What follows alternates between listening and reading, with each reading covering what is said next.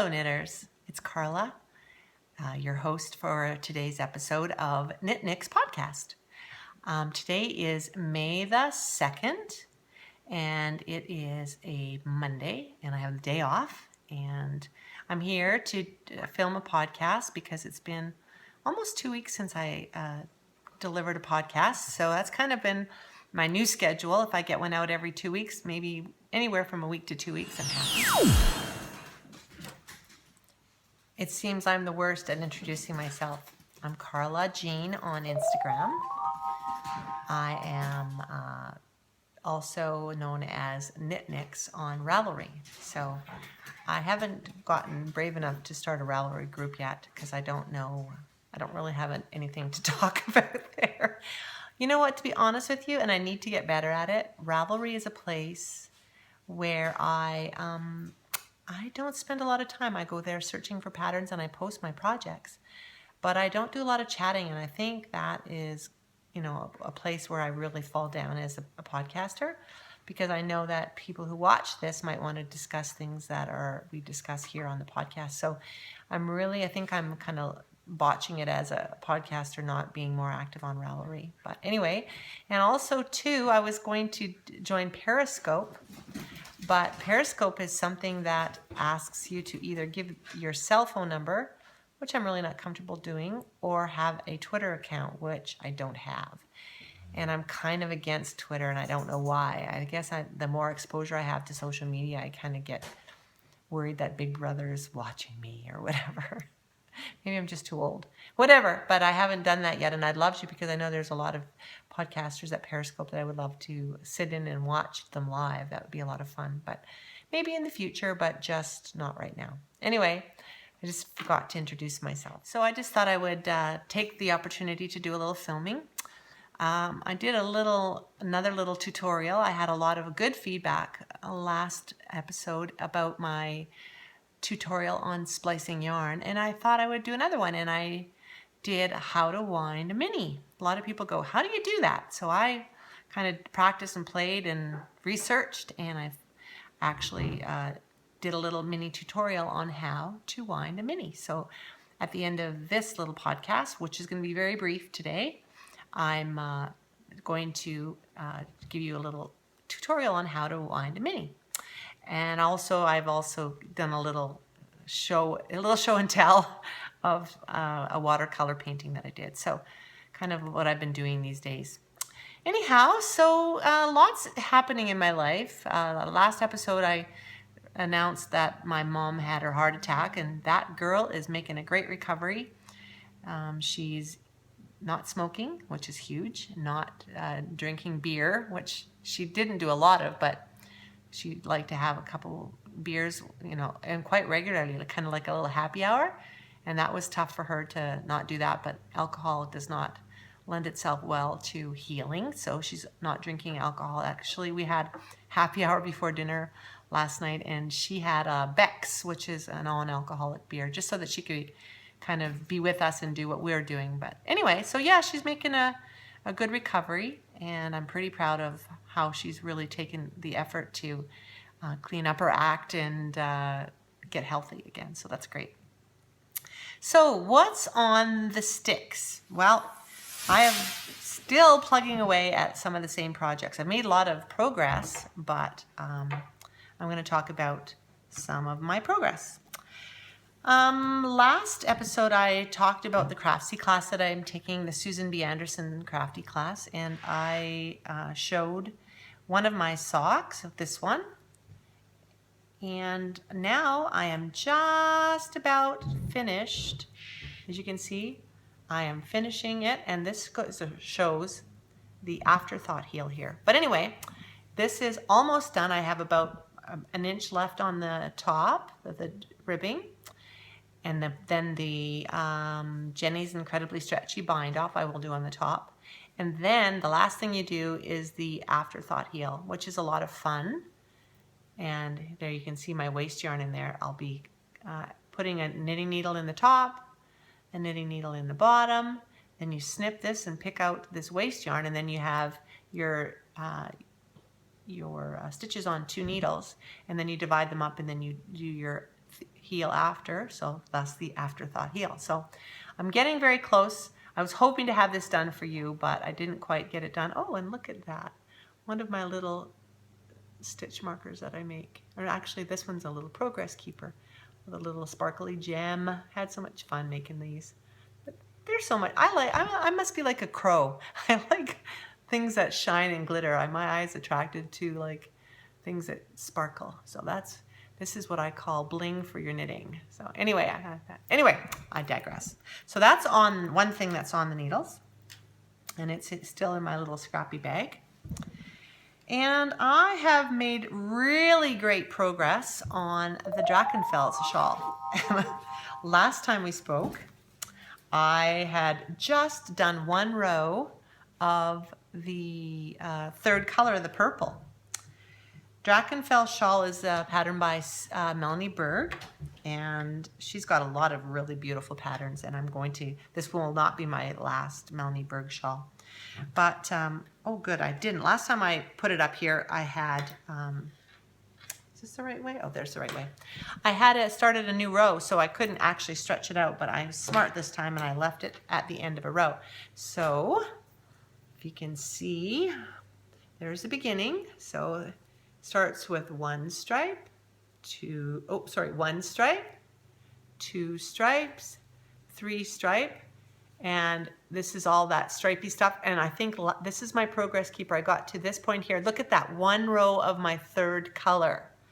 And then they tease you with this, and then that's it. That's all you get until you do more of the stripes, and then you get into the third color mixed with the bone color. So I'm on the third color finally, and it's going to go all the way up for another good stripy pattern, and then you do the solid in the purple up here, and then I think you do some more stripes, and then I think you're done. So I probably have, I would say maybe, would you say I'm 2/3 done? I'm hoping so. I really want this finished.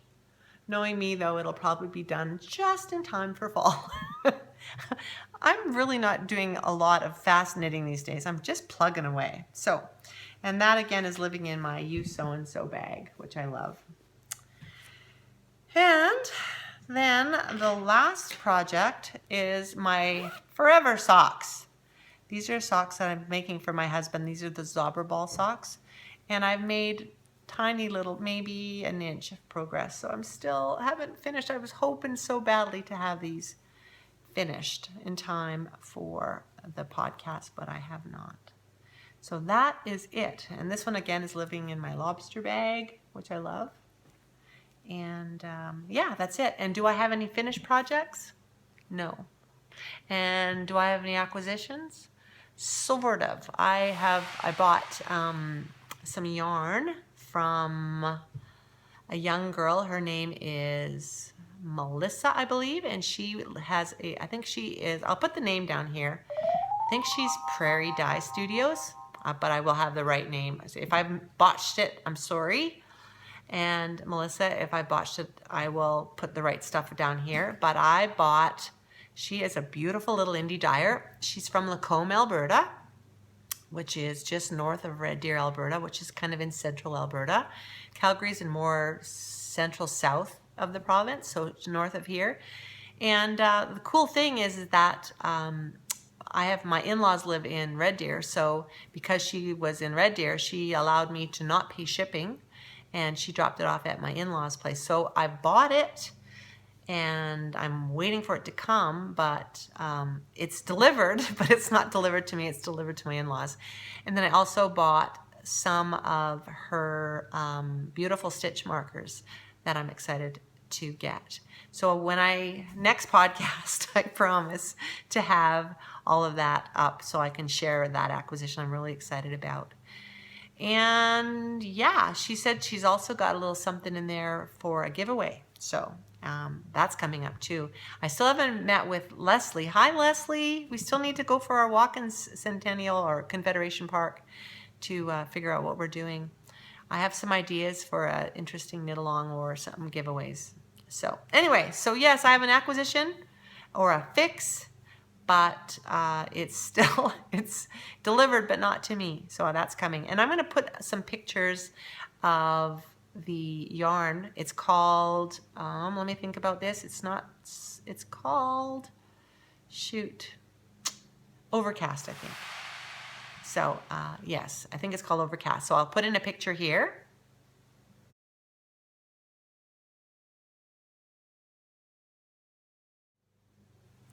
And then I also put in a picture or two of the beautiful stitch markers from her Etsy shop that I've purchased. I think she put a picture up on Instagram. Yes, she did. I'll put that picture in here.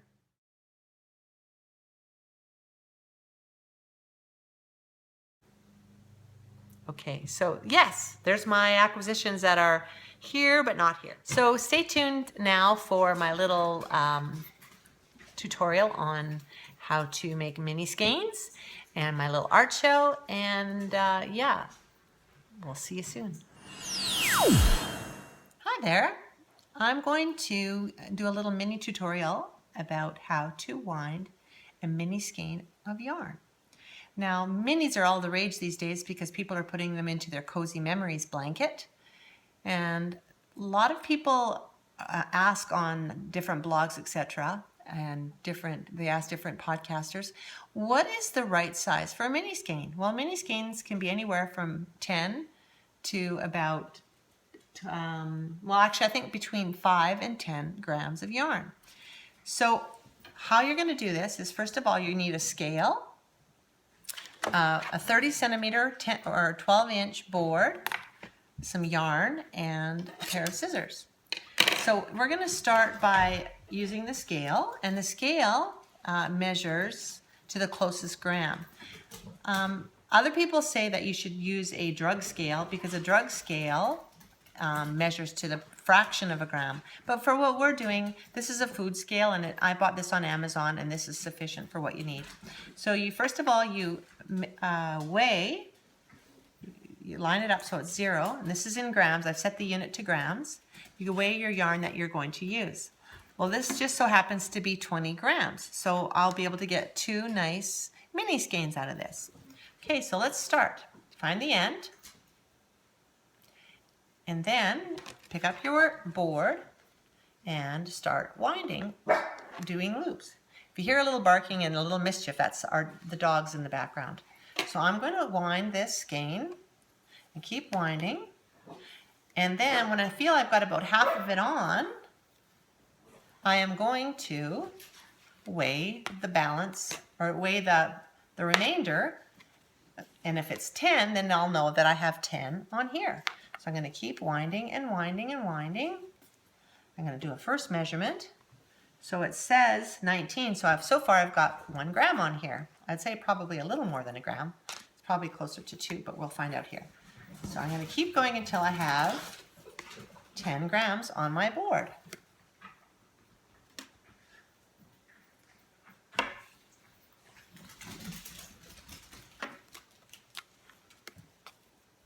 So far, so good. Keep going. I'm going to measure what I have. It says 17, so I've got 3. Got a ways to go yet. Keep going and going.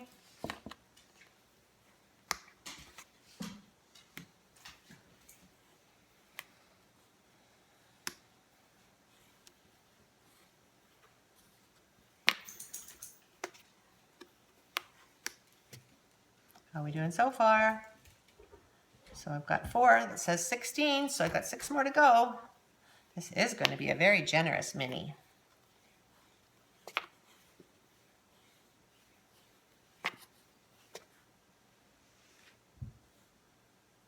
$14, 4 to go.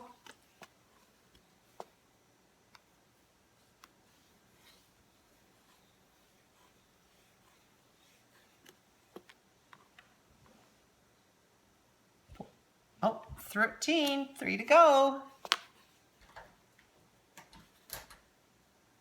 Oops. Keep going here.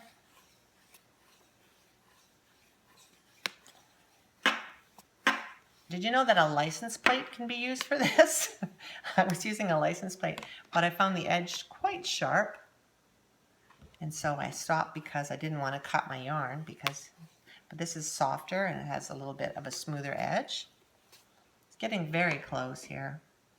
There, this says 10 left, so that's perfect. So once you've done that, then you snip. And here's the tricky part. Okay, so I've snipped it off and I'm going to pull it off of my board like so. And now I'm going to try to find the two ends. Shouldn't be that hard. Thought I had it up there. There's one end and there's the other end. And I like to tie them together. So you take your two ends, your beginning end and your finishing end, and you tie them in a knot.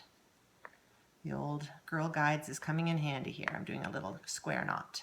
Left over right and under, right over left and under. And that way you know that you have, there it is up there, I don't know if you can see that, but then you know it's secured. Now here's where the fun begins. You put it on your fingers like so. And then you twist and twist in opposite directions. And twist. And then you measure it in half and you let it wind itself up. Can you see what I'm doing here? And then it loosens. So then you do one more twist with this hand, one more twist with that hand. And here's where the tricky part is. You're going to take the end with the tied end and you're going to pop it through the hole at the top, like so. And you try to bury your little ends. And then you have yourself a little mini skein. See that? There you go.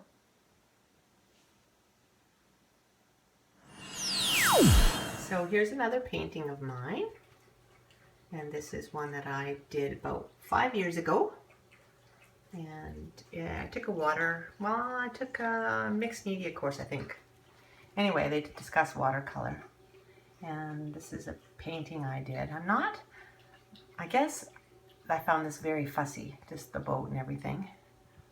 And I can see myself in the glass. It's hard to get and there's Tucker. Hi, Tucker.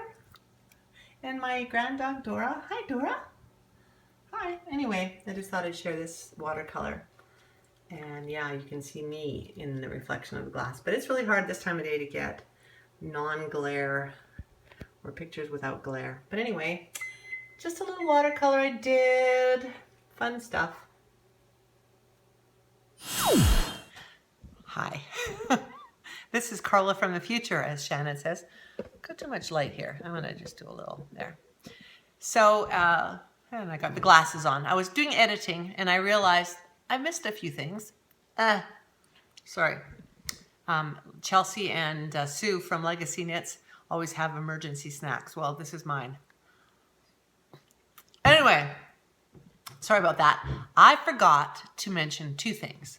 I did another little segment on where I stash my stash. And I'm going to put a hashtag down here. I haven't totally figured it out, but whatever the hashtag is here, I would like to see pictures of people's stashes, where I stash my stash. So I'm sure, I'm thinking, maybe I might change the hashtag because I'm thinking that it's going to be also for people who are stashing their marijuana or something like that, where they stash their stash. So I might change that, but whatever this is, a hashtag, I'm going to do a picture of mine.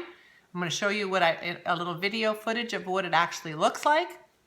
And I encourage people out there to post on Instagram where you stash your stash. Okay, I'll fix that. But whatever this is, that's what I want to see up there, pictures of that. And also at the end here, at the very end of my podcast, there's going to be a little video clip. I did a little kind of little montage of what makes us moms. It's a little Mother's Day tribute because this Sunday is Mother's Day. And if anybody has some great ideas of what to get a mom who has absolutely everything, who just had a birthday, who just got out of the hospital, has flowers and everything, and I gave her birthday socks, what do you give a mom? So anyway, before I melt I'm going to sign off and say, see you later, and watch for where I stash my stash. And don't forget to go right to the end of the podcast and watch the little bit about my montage for moms. So watch it and see you next time. Have a great week, 2 weeks, whatever. Mwah. Bye-bye.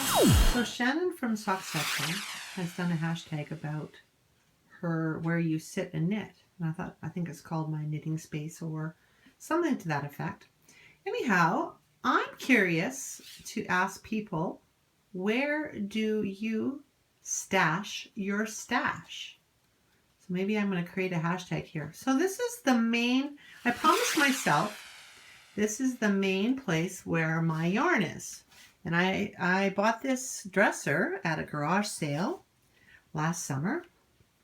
Actually, it was almost 2 summers ago. I think it was in about May of, 2 years ago. And it sat in my garage. And then last summer, I pulled it out and I created this. So I said to my husband, I promise that my yarn will never get to be more than in this dresser.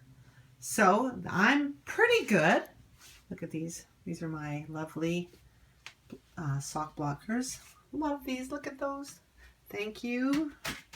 Look at these ones. I love these ones. That's my Canadian flag ones. And of course, some bigger for the big socks. So this is where I mostly keep my stash or stash my stash. I also have here some containers of knitting needles.